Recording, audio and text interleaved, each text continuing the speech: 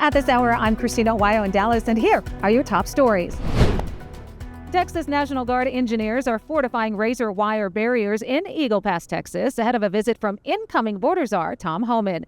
Governor Greg Abbott saying that Operation Lone Star wouldn't be possible without the hard work of soldiers who are holding the line.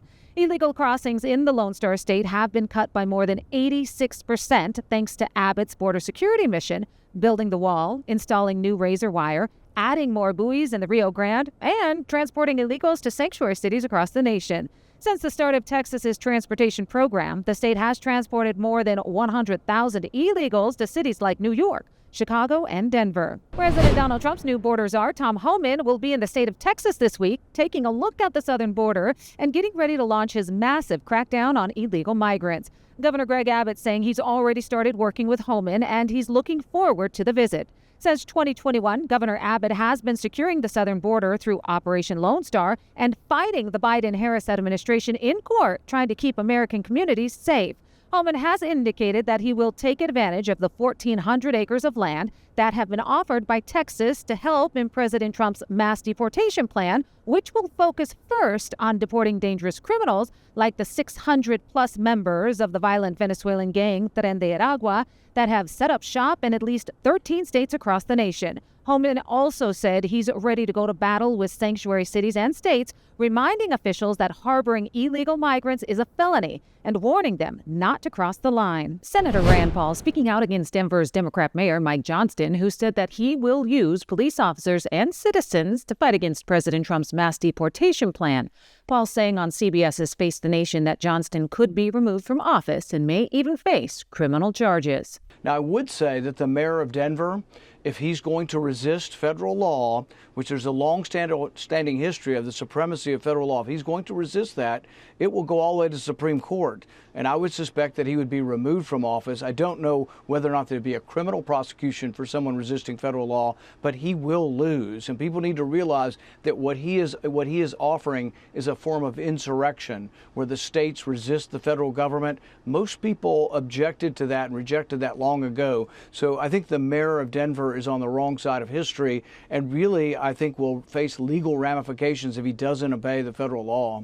Governor Ron DeSantis has announced that another 300 bonuses worth $5,000 each have been given out this week to law enforcement officers joining the force. So far, the Sunshine State has handed out 6,400 bonuses to deserving officers who have traveled to Florida from across the country to be part of a police community that is recognized and appreciated.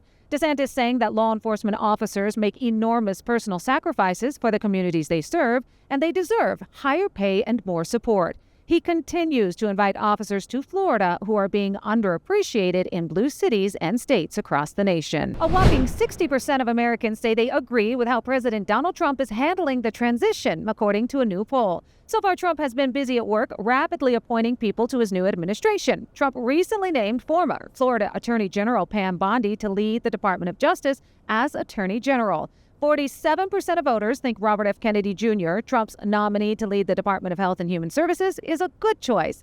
44% feel Marco Rubio will be a good Secretary of State, and only 28% of voters oppose Pete Hegseth, with 39% saying they haven't heard enough about him to form an opinion. The poll also found that 51% of Americans overall and 81% of Republicans believe that it's important for Trump to appoint people who are loyal to him personally. Working-class voters helped Republicans make steady election gains this year and expanded a coalition that increasingly includes rank-and-file union members. It's a political shift spotlighting one of President Donald Trump's latest cabinet picks, a GOP congresswoman who has drawn labor support to be his labor secretary. Oregon Representative Lori Chavez DeRemer narrowly lost her bid for a second term this month, despite strong backing from union members.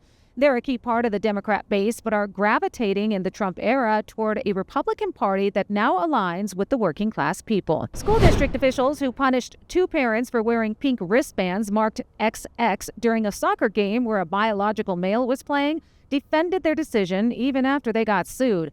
Kyle Fillers and Anthony Foote sued the Bow District after being banned from school grounds for wearing the wristbands at their daughter's soccer game in September. The no trespass orders have since expired, but a judge is deciding whether the plaintiffs should be allowed to wear the wristbands and carry signs at upcoming school events while the case proceeds. The men are supporting women in women's sports and say they are not using the bracelets to intimidate or harass anyone. Russian President Vladimir Putin has signed a bill into law banning the adoption of Russian children by citizens of countries where gender transitioning is legal. The Kremlin leader also approved legislation that outlaws the spread of material that encourages people not to have children. The bills, which have previously been approved by Russia's parliament, follow a series of laws that have promoted Christian values. The adoption ban would apply to at least 15 countries, most of them in Europe and Australia, Argentina, and Canada. In Dallas, Christina, Aguayo, Salem News Channel.